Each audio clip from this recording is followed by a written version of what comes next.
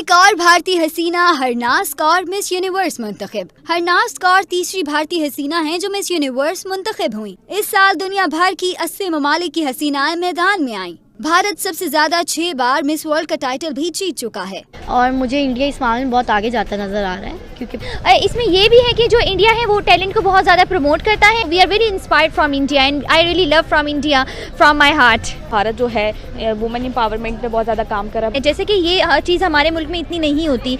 अभी आपको याद है कि नहीं याद, मैं बता दूं कि पिछले जैसे ही जो बाइडेन अमेरिका के सदर बने तो उन्होंने पहले 50 दिनों में तकरीबन 55 इंडियन अमेरिकन को अपॉइंट किया। अब इंडियन ये जो लोग हैं ये अमेरिका में बैठे होंगे, ऑब्वियसली ये व्हाइट हाउस में है, ये स्टेट डिपार्टमेंट में है, ये डिफेंस में है, ये जहां जहां बैठे होंगे ऑब्वियसली दे विल इनकी वैल्यू होगी। इंडिया एक के बाद एक दूसरी बड़ी सीट पर अपना नाम लिखता चला जा रहा है। पहले ट्विटर के सीईओ की सीट पराग अग्रवाल ने अपने नाम की और अब इंडियन इकोनॉमिस्ट गीता गोपीनाथ ने आईएमएफ के डिप्टी मैनेजिंग डायरेक्टर की सीट अपने नाम कर ली है।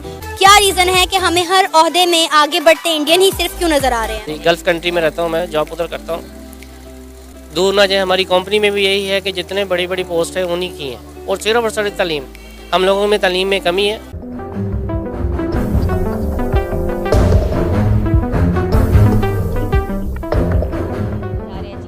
भारत की तरफ से एक न्यूज़ आई है जिसमें मिस यूनिवर्स 2021 का टाइटल भारत को दिया गया है। जी हाँ, भारत की एक बहुत बड़ी अचीवमेंट है। मिस यूनिवर्स 2021 की नॉमिनेशन हुई है जिसमें हरनाज संधू को सिलेक्ट किया गया है, यानी कि उनको ये टाइटल दिया गया है मिस यूनिवर्स 2021 का। उनका ताल्लुक जो है इंडियन रीजन से, इसको आप कैसे देखते हैं? इनकी आप नाम ले रही हैं कि जो मिस यूनिवर्स सेलेक्ट होती है, मिस हरनाज, उन्होंने बहुत स्ट्रगल किए हैं, बहुत एफर्ट्स किए हैं और मुझे इंडिया इस मामले में बहुत आगे जाता नज़र आ रहा है, क्योंकि पिछले कई सालों से वो बहुत एफर्ट्स कर रहा है। आई थिंक आपका सेंस ऑफ ह्यूमर अगर फैशन का अच्छा है तो डेफिनेटली आप लाइफ में भी कामयाब होंगे। जितना आप अपने आप को ग्रूम रखेंगे उतना आपके लिए फ़ायदा है, आप हैप्पी रहेंगे।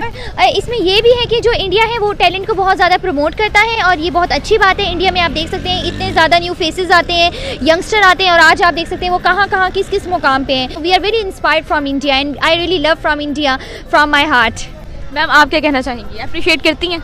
जी, मैं बिल्कुल अप्रिशिएट करती हूँ। हमारा यहाँ पे जो कल्चर है फैशन का वो इतना नहीं है, यहाँ पे अभी ग्रूम्ड पॉलिश नहीं है as compare to India. India is working very good in this department, specially in fashion and in every way. ये जो इंडिया है ना, इंडिया की जो गवर्नमेंट है वो बहुत ज़्यादा प्रमोट करती है वहाँ के टैलेंट को। आज की डेट में भारत से जो निकली हुई 3 मिस यूनिवर्स हैं जो कि भारत से ताल्लुक़ रखती हैं और ये एक बहुत बड़ी अचीवमेंट है। यानी कि भारत जो है वुमेन एम्पावरमेंट पे बहुत ज़्यादा काम कर रहा है, बहुत ज़्यादा काम कर रहा है। हर फील्ड में हम देखते हैं भारत आगे जा रहा है, यानी कि भारत की वुमेन जो हैं वो बहुत ज़्यादा लीड रोल प्ले कर रही हैं, चाहे वो जो मर्जी ऑर्गेनाइजेशन पे हम देखते हैं। और आज जिस तरह भारत जो है वो मतलब ना सिर्फ टैलेंट को निकालता है, उसको बहुत ज़्यादा प्रमोट भी कर रहा है। ठीक है, तो आपको क्या लगता है कि इस सारे सिनेरियो को देखते हुए आप क्या कहेंगे?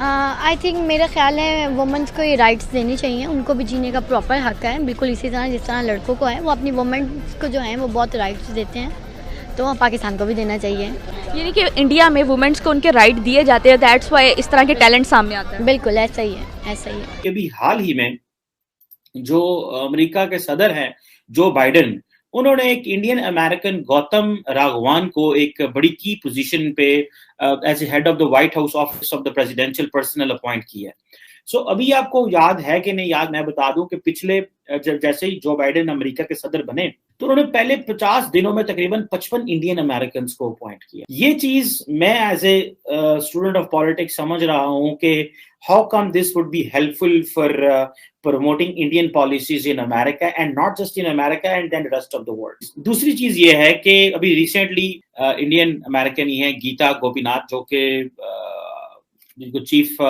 इकोनॉमिस्ट के तौर पे IMF ने जो है वो रखा। और अब जारी बात है पाकिस्तान और IMF का जो ताल्लुक है वो कोई छुपा तो नहीं है। गीता जो है वो टेक्नोक्रेट हैं और हार्वर्ड में प्रोफेसर भी हैं।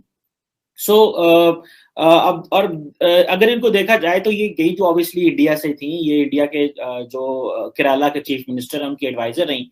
अब होता ये क्या है, अमेरिका क्या करता रहा और यूरोप क्या करता रहा है। अब यूरोप इतना स्मार्ट नहीं रहा, लेकिन इंग्लैंड एंड अमेरिका का ये है कि ये क्या करते हैं कि ये बहुत सारे जो पाकिस्तानी हैं, इंडियन हैं या जो बाकी डेवलपिंग कंट्रीज के लोग, इनको स्कॉलरशिप लेते हैं और इनको बाहर ले जाते हैं। और फिर उनको वहीं पे जॉब मिल जाती है क्योंकि they are competent enough, they are studied in Harvard.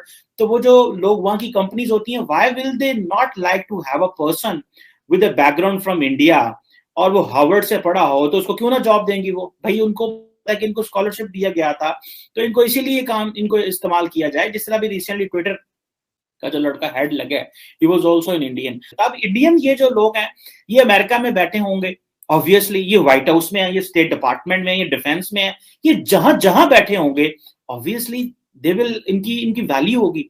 अच्छा, ये पाकिस्तान को क्या करना चाहिए? ऑब्वियसली पाकिस्तान के लिए ये एक बड़ी इंटरेस्टिंग स्टोरी है। देखिए, पाकिस्तान की जो कहानी है, ये जो स्टोरी है, उसके बड़े किस्से हैं। एक ये है कि जो पाकिस्तानी डियास्पोरा बाहर बैठा होता है उसको इंगेज करने की जरूरत है, लेकिन उसको इंगेज करने में कोई मसाइल आते हैं। वो मसाइल क्या आते हैं?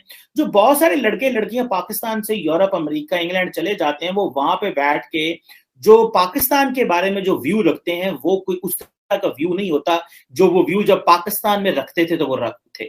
वो वहां पे बैठ के सोचते हैं, यार ये देखो पाकिस्तान में तो बड़ी रिलीजियस एक्सट्रीमिज्म है, यहाँ पे तो बंदे जला दिए जाते हैं, ये देखो क्या कर रहे हैं, ये इन्होंने पाकिस्तान का हाल क्या कर दिया है। और फिर जब उनको पाकिस्तान आने की बात की जाती है, अगर कोई सरकार हिम्मत करके कोई एक बंदे ढूंढ भी ले तो आगे से पता चलता है यार ये तो अहमदी था, ये तो फलां है, इसके ऊपर तो इसकी तो क्लियरेंस ही नहीं है, इसका तो ये तो जसूस हो सकता है, ये तो फलाना हो सकता है, इसके ऊपर तो मजहबी एंगल है।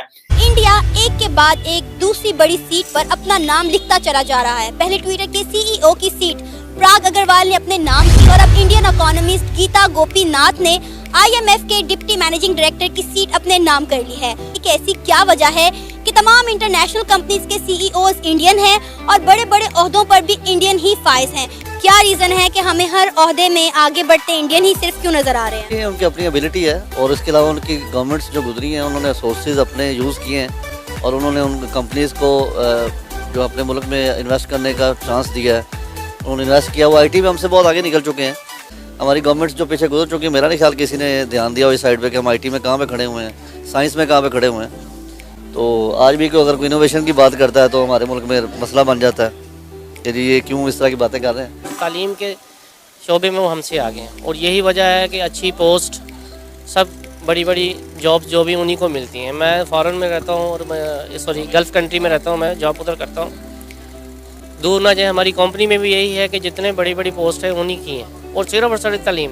हम लोगों में तालीम में कमी है। जैसा कि सर हम IMF के मकरूज हैं, हम कर्जा लेते हैं IMF से, और अब वहाँ पर एक इंडियन आके उस सीट पर ब्राजमान हो गया। क्या लगता है अब हमें कर्जा मिलेगा या नहीं? नहीं, कर्जा मिलेगा। वो प्रोफेशनल लोग होते हैं, उनको इन चीज़ों से गर्ज नहीं होती किस मुल्क की तरफ जा रहा है या क्या नहीं होता। मेरा नहीं ख्याल, उन्होंने अपनी टर्म्स एंड कंडीशन देखनी होती हैं। अगर आप उनको पूरा कर रहे हैं तो वो आपको देंगे कर्जा।